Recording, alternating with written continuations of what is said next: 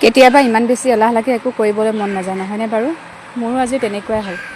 ইমান বেছি এলাহ লাগি আছে আজি একো কৰিবলৈ মন যোৱা নাই সেয়ে ভাত আজি এনেকৈয়ে খালোঁ ইমান বেছি একো বনাই থাকিবলৈ মন যোৱা নাই আৰু গাটো বেছি ভাল নাই সেইকাৰণে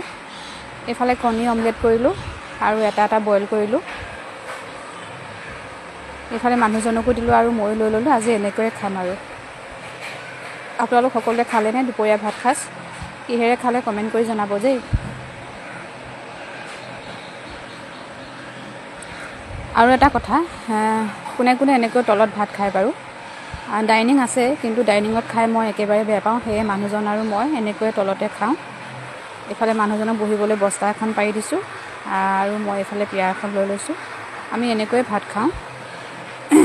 ডাইনিং আছে কিন্তু আলহী আহিলেহে ডাইনিঙত দিয়া হয় আমি ঘৰৰ মানুহে ডাইনিঙত নাখাওঁৱে